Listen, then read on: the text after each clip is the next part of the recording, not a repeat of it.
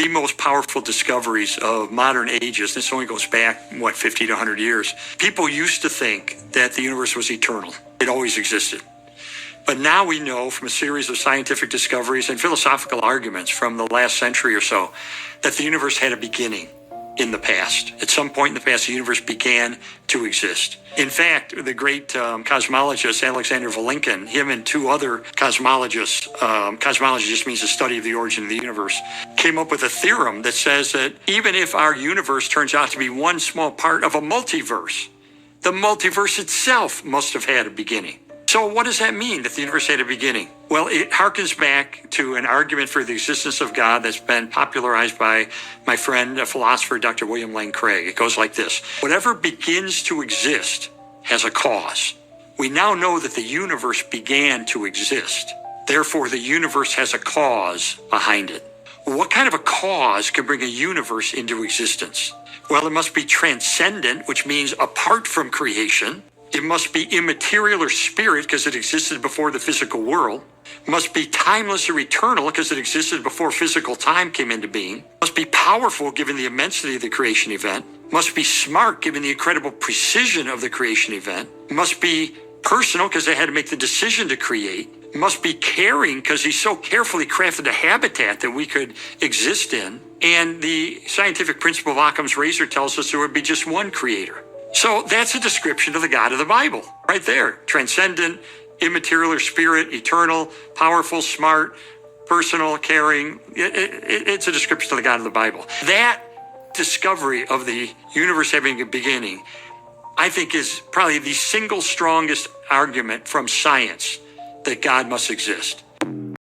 So there are certainly many flaws within the statement by which he made. Science does not back up the idea of God, or especially the God of the Bible, being in existence. And we'll get to the God of the Bible aspect of it, or the latter half of this video.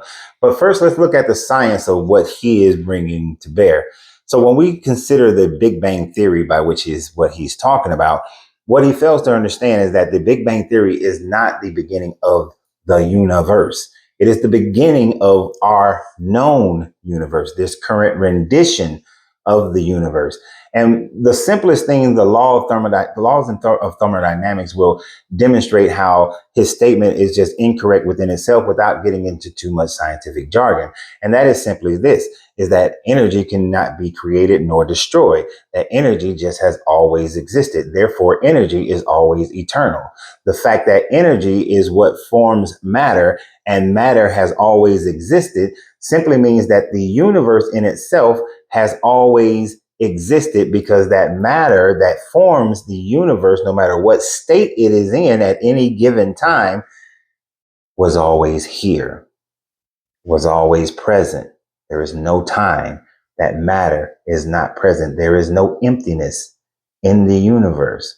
Whether we see, as we do with formerly with the Hubble telescope and now with the James Webb, is that our universe, our known universe, is still expanding. And yes, there's lately some information about how the calculations or errors are there because the universe is not expanding at the same rate in every aspect of what we can observe, which could indicate that there are other physical forces that we just do not know about and do not understand yet, which could cause such a thing. Or it could just be something as simple as, since he mentioned Occam razor, as other singularities happening after our singularity happened, which just as if you threw a pebble in a pond and it creates a ripple effect, if you throw another pebble in the pond behind one of the ripples as it starts to wane, then the ripple will then increase again. So based on where other explosions basically happen within our universe, it could cause wherever we are looking at the rate of expansion to go faster. Now, I know this is background radiation, so unless it is happening like boom, boom, boom, boom, boom, like multiple explosions within certain time frames, then they will all look to seem to be happening at the same time. So be as it may, the fact of the matter is this. So that's what I should say. The fact of the matter is this. Fact of the matter is this. Energy, matter has always existed. Therefore, there is no beginning, only the beginning of what we know as our current universe. That's it. if there is a multiverse, and I don't necessarily go with the multiverse theorem that there's a infinite number of me making various different decisions that create different pathways for me, but more of a multiverse, as in there are multiple singularities that have happened that have created multiple, what we would denote as universes. Only because we cannot see them, we do not know that these universes exist. And it's a totally different thing that's happening in those universes, simply because the cause and effect of where stars are born, what type of material are around to create planets, are they in the habitable zone or not? All of those things matter. And speaking of habitable zone, he said that this God must have cared because he crafted a place just for us.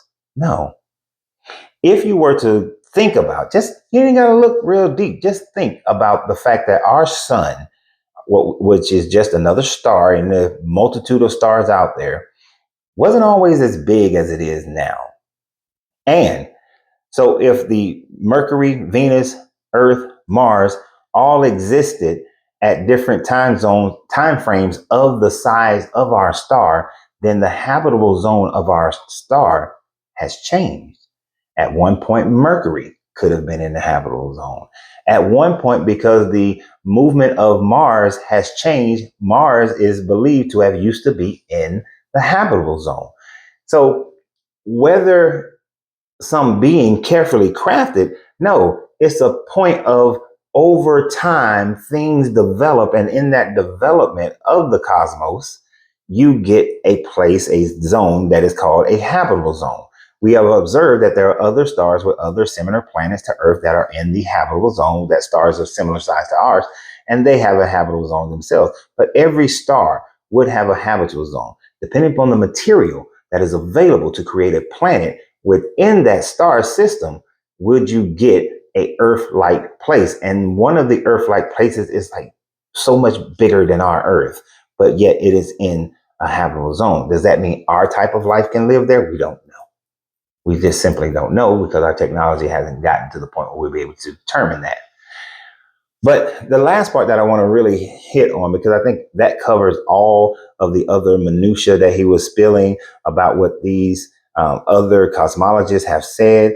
But one of the things you have to look at is that, like, the William Craig is an apologist. So of course he already starts with the point that God created everything. So therefore, anything that he said is only going to back up what he already have determined to be the answer. And to say that the God of the Bible shows this care and this love, look at what has happened, and this purposefulness. The universe is chaotic. The universe has asteroids and meteorites hitting planets and comets and all types of danger that's floating around. And these, if he wanted it to be perfect, then our planets, all of our planets, will be in a perfect circle as people used to think it was. But with these oval types of rotations around the sun, at some point in time, planets will crash into other planets. So where is this perfection and care? It is not there. And to say that it is your God who only had this, what about the Kemetic understanding of the Ogdode, that when the 16 attributes of the Ogdode formed into the cosmic egg and created Ra, and then Ra created the rest of our light universe, then Ra crafted the earth out of, and with his children crafted more the earth. And why does it have to be one God? Could there not have been a council of God? Does it not take a council of people to make these discoveries? Do they just go off and do them on their own? No, they usually have a supporting cast. So to say that there must only be one God if there is a creation, we see that there is creations of many things in our society, that there's a multitude of people that are involved in the creation of said thing. There could be a council of gods, not just your one God. But to make the statement that it is your God and that your God of the Bible fits it, I believe that Brahma probably fits a more caring God than your God. The way, based on the Tao, fits a more caring God than your God. Hermeticism, the all, fits a more caring God than your God. So this is not proof of your God. But y'all have a great day. And always remember, you have to free yourself to be yourself.